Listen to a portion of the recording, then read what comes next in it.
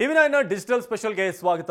ನಾನು ಅವಿನಾಶ್ ಶಿವನ್. ದರ್ಶನ್ಗೆ ಬೇಲ್ ಸಿಗುತ್ತಾ ಅನ್ನೋದು ಈಗ ಎಲ್ಲರನ್ನೂ ಕೂಡ ಕಾಡ್ತಿರುವಂತಹ ಪ್ರಶ್ನೆ. ದರ್ಶನ್ ವಿಚಾರವಾಗಿ ವಿಚಾರಣೆ ನಡೀತಾ ಇದೆ.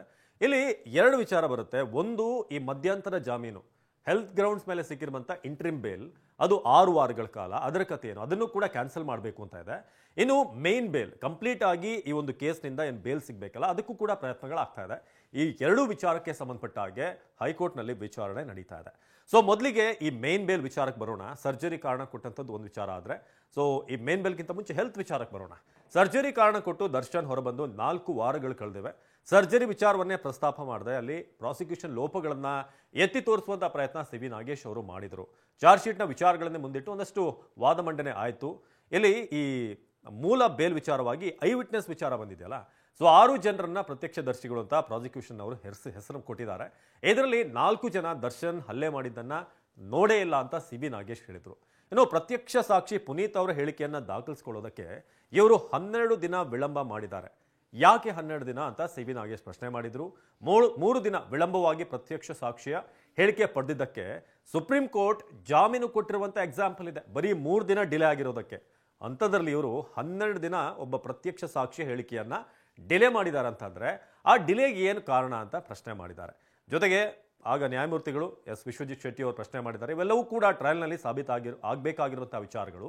ಈ ಹಂತದಲ್ಲಿ ನಾವು ಮಿನಿ ಟ್ರಯಲ್ ನಡೆಸಲಾಗುವುದಿಲ್ಲ ಅಂತ ಹೇಳಿದ್ದಾರೆ.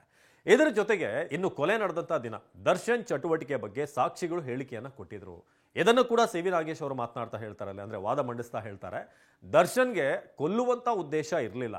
ಹೌದು, ಆತ ಮೆಸೇಜ್ ಮಾಡಿದ್ದ, ಆತನಿಗೆ ಬುದ್ಧಿ ಹೇಳಬೇಕು, ಈ ರೀತಿ ನಡ್ಕೋಬಾರದು ಅಂತ ರೇಣುಕಾಸ್ವಾಮಿಗೆ ಒಂದಷ್ಟು ಪಾಠ ಹೇಳುವಂತ ಒಂದು ಉದ್ದೇಶ ಇತ್ತು. ಆದರೆ ಕೊಲೆ ಮಾಡುವಂತ ಉದ್ದೇಶ ದರ್ಶನ್ಗೆ ಇರಲಿಲ್ಲ ಅಂತ ಸಿ.ವಿ. ನಾಗೇಶ್ ಅವರು ವಾದ ಮಂಡಿಸಿದ್ರು. ಏನೋ ದರ್ಶನ್ ರೇಣುಕಾಸ್ವಾಮಿಯನ್ನ ಕೈಯಿಂದ ಕಪಾಳಕ್ಕೆ ಹೊಡೆದು, ಕಾಲಿನಿಂದ ಮರ್ಮಾಂಗಕ್ಕೆ ಒದ್ರು, ಹಗ್ಗದಿಂದ ಬೆನ್ನಿಗೆ ಹೊಡೆದ್ರು ಅಂತ ಸಾಕ್ಷಿ ಹೇಳಿಕೆ ಇದೆ. ಏನು ರೇಣುಕಾಸ್ವಾಮಿಗೆ ಊಟ ತಂದ್ಕೊಡಿ, ನೀರು ತಂದ್ಕೊಡಿ, ಪೊಲೀಸರ ಮುಂದೆ ಕರೆದೊಯ್ದು ಹಾಜರುಪಡಿಸಿ ಅವನ ವಿಡಿಯೋನ ಮಾಡ್ಕೊಳ್ಳಿ ಅಂತೆಲ್ಲ ದರ್ಶನ್ ಹೇಳಿದ್ದಾನೆ ಎಂದು ಸಾಕ್ಷಿಗಳ ಸ್ಟೇಟ್ಮೆಂಟ್ ಅಲ್ಲಿದೆ. ಕೊಲೆ ಉದ್ದೇಶ ಇದ್ರೆ ಹೀಗೆಲ್ಲ ಹೇಳುವ ಸಾಧ್ಯತೆ ಇತ್ತಾ? ತನಿಖೆಯಲ್ಲಿ ಹಲವು ಲೋಪದೋಷಗಳಿರೋದ್ರಿಂದ ದರ್ಶನ್ಗೆ ಜಾಮೀನು ಕೊಡಬೇಕು ಅಂತ ನೆನ್ನೆ ಸಿ.ವಿ. ನಾಗೇಶ್ ಹೇಳಿದರು. ಇನ್ನು ಹೀಗೆ ಸಿ.ವಿ. ನಾಗೇಶ್ ಅವರು ವಾದ ಮಂಡಿಸಿದ ಹಾಗೇನೆ ಜಡ್ಜ್ ದರ್ಶನ್ ಆರೋಗ್ಯದ ಪರಿಸ್ಥಿತಿ ಹೇಗಿದೆ ಅಂತ ಪ್ರಶ್ನೆ ಮಾಡಿದ್ರು. ವೈದ್ಯರ ತುರ್ತು ಸರ್ಜರಿ ಅಗತ್ಯವೆಂದು ವರದಿ ನೀಡಿದ್ರಲ್ಲದೆ ಅಂತಾನು ಕೂಡ ನೀವು ಹೇಳಿದ್ರಲ್ವಾ, ಕೂಡಲೇ ಅವ್ರಿಗೆ ಟ್ರೀಟ್ಮೆಂಟ್ ಆಗಬೇಕು, ಸರ್ಜರಿ ಆಗದೆ ಹೋದ್ರೆ ಅವರಿಗೆ ನಿಲ್ಲೋಕ್ಕೂ ಸಾಧ್ಯ ಇಲ್ಲ, ಪ್ಯಾರಲಿಸಿಸ್ ಆಗ್ಬೋದು ಅಂತ ಕೂಡ ನೀವು ವಾದ ಮಂಡಿಸಿದ್ರಿ. ಆದರೆ ಯಾಕೆ ಇನ್ನೂ ಕೂಡ ಸರ್ಜರಿ ಆಗಿಲ್ಲ ಅಂತ ನ್ಯಾಯಮೂರ್ತಿಗಳು ಪ್ರಶ್ನೆ ಮಾಡ್ತಾರೆ. ನಿಮ್ಮ ದರ್ಶನ್ ಅವರ ಅನಾರೋಗ್ಯದ ಪರಿಸ್ಥಿತಿ ಹೇಗಿದೆ ರೀ ಅಂತ ಅಲ್ಲಿ ಪ್ರಶ್ನೆ ಮಾಡಿದಾಗ ಸಿ.ವಿ. ನಾಗೇಶ್ ಅವರು ಉತ್ತರ ಕೊಡ್ತಾರೆ, MRI ಸ್ಕ್ಯಾನ್ ಆಗಿದೆ, BP ಸ್ವಲ್ಪ ವ್ಯತ್ಯಾಸ ಆಗ್ತಾ ಇದೆ, ಅದು ಕೂಡ ಸರಿ ಹೋಗದೆ ಯಾವುದು ಕೂಡ ಟ್ರೀಟ್ಮೆಂಟ್ ಅನ್ನ ಕೊಡೋಕ್ಕಾಗಲ್ಲ, BP ಸ್ಟೇಬಲ್ ಆಗಬೇಕು ಸ್ವಾಮಿ, ಹಾಗಾಗಿ ದಯವಿಟ್ಟು ಸ್ವಲ್ಪ ಅದೆಲ್ಲವೂ ಅವರ ಆರೋಗ್ಯ ಸ್ಟೇಬಲ್ ಆಗೋ ತನಕ ನಾವು ಟ್ರೀಟ್ಮೆಂಟ್ ಮಾಡೋಕ್ಕಾಗಲ್ಲ, ಸರ್ಜರಿ ಬಗ್ಗೆ ಡಾಕ್ಟರ್ ಅವರು ತೀರ್ಮಾನ ಮಾಡ್ತಾರೆ ಅಂತ ಸಿ.ವಿ. ನಾಗೇಶ್ ಹೇಳಿದರು. ಈ ಸಂದರ್ಭದಲ್ಲಿ ಎಸ್ ವಿಶ್ವಜಿತ್ ಶೆಟ್ಟಿ ಅವರು ಕೂಡ ಪ್ರಶ್ನೆ ಮಾಡ್ತಾರೆ, ವೈದ್ಯರ ತುರ್ತು ಸರ್ಜರಿ ಅಗತ್ಯ ಇದೆ, ಕೂಡಲೇ ಅವರಿಗೆ ಟ್ರೀಟ್ಮೆಂಟ್ ಸರ್ಜರಿ ಆಗಬೇಕು ಅಂತ ನೀವು ವಾದ ಮಂಡಿಸಿದ್ರಿ, ಆ ಆಧಾರದ ಮೇಲೆ ತಾನೇ ನಿಮಗೆ ಮಧ್ಯಂತರ ಜಾಮೀನು ಕೊಟ್ಟಿದ್ದು ಅಂತ ನ್ಯಾಯಮೂರ್ತಿಗಳು ಪ್ರಶ್ನೆ ಮಾಡ್ತಾರೆ.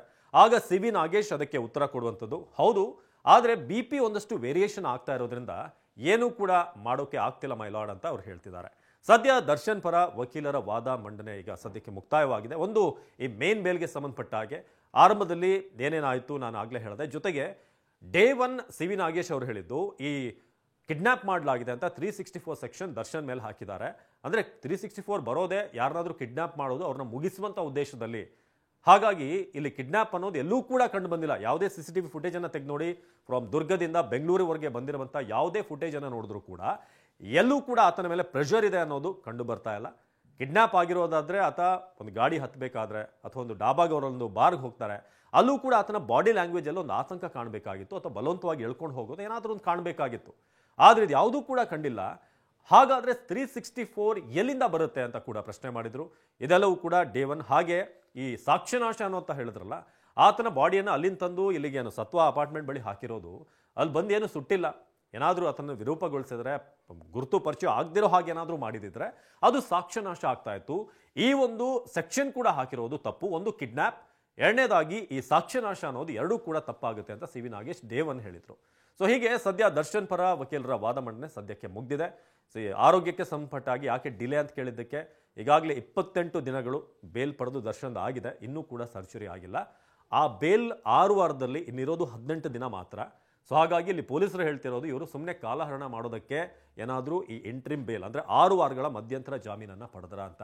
ಅದಕ್ಕೆ ಈಗಾಗಲೇ ತಮ್ಮ ವಾದದಲ್ಲಿ ತಿಳಿಸಿದ್ದಾರೆ ಸಿ ವಿ ನಾಗೇಶ್, ಇಲ್ಲ ಅವರಿಗೆ BP ವೇರಿಯೇಷನ್ ಇದೆ, ಆ ಕಾರಣಕ್ಕೆ ಸರ್ಜರಿ ಆಗಿಲ್ಲ, ಒನ್ಸ್ ಅದು ಸ್ಟೇಬಲ್ ಆದಾಗ ನಾವು ಸರ್ಜರಿ ಖಂಡಿತ ಆ ಪ್ರಕ್ರಿಯೆ ಆರಂಭ ಆಗುತ್ತೆ ಅಂತ ಕಾರಣ ಕೊಟ್ಟಿದ್ದಾರೆ. ಸೊ ಇನ್ನು ಮೇನ್ ಬೇಲ್ಗೆ ಸಂಬಂಧಪಟ್ಟ ಹಾಗೆ ಈಗಾಗಲೇ ತಮ್ಮ ವಾದವನ್ನು ಸಿ ವಿ ನಾಗೇಶ್ ಹೇಳಿದ್ದಾರೆ. ಇವತ್ತು ದರ್ಶನ್ ವಿಚಾರವಾಗಿ ಯಾವುದೇ ವಿಚಾರಣೆ ನಡೆಯುವಂಥ ಸಾಧ್ಯತೆಗಳು ಕಡಿಮೆ ಇದೆ. ಆದರೆ ಇವತ್ತು ದರ್ಶನ್ ಉಳಿದ ಹಾಗೆ ಪವಿತ್ರ ಗೌಡ ಮತ್ತು ಉಳಿದವರು ಯಾರಿದ್ದಾರೆ ಅವರ ವಕೀಲರು ಇವತ್ತು ವಾದ ಮಂಡನೆ ಮಾಡ್ತಾರೆ. ಇನ್ನು ಸಿ ವಿ ನಾಗೇಶ್ ಅವರ ವಿಚಾರ ಇಷ್ಟು. ಇನ್ನು SP ಪ್ರಸನ್ನ ಕುಮಾರ್ ತಮ್ಮ ಕೌಂಟರ್ ಅಟ್ಯಾಕ್ ಅನ್ನು ಅಥವಾ ಕೌಂಟರ್ ವಾದವನ್ನು ಮಾಡ್ತಾರೆ. ಸೊ ಅದರಲ್ಲಿ ಹೇಗೆ ಈ ಕಿಡ್ನಾಪ್ ವಿಚಾರ, ಹಾಗೆಯೇ ಸಾಕ್ಷ್ಯನಾಶ ವಿಚಾರ, ಆರೋಗ್ಯಕ್ಕೆ ಸಂಬಂಧಪಟ್ಟಾಗಿ ಇನ್ನೂ ಸರ್ಜರಿ ಯಾಕಾಗಿಲ್ಲ ಅನ್ನೋದನ್ನು ಅವರು ಕೂಡ ಪ್ರಶ್ನೆ ಮಾಡಲಿದ್ದಾರೆ. ಕಾದ್ ನೋಡೋಣ SP ಪ್ರಸನ್ನ ಕುಮಾರ್ ಹೇಗೆ ಪ್ರತಿ ಕೌಂಟರನ್ನು ಮಾಡ್ತಾರೆ ಅಂತ. ಇದಾಗಿದ್ದು ದರ್ಶನ್ ಕೇಸ್ನ ಡೆವಲಪ್ಮೆಂಟಲ್ಲಿ ಏನೇನಾಗ್ತಿದೆ ಅಂತ. ನಿಮಗೂ ಒಂದಷ್ಟು ಸಂಶಯಗಳಿದ್ವು, ಅದನ್ನು ನಾವು ದೂರ ಮಾಡಿದ್ದೀವಿ ಅಂತ ಅಂದ್ಕೊಂಡಿದ್ದೇವೆ. ನಿರಂತರ ಸುದ್ದಿಗಾಗಿ ನೋಡ್ತಾ ಇರಿ TV9.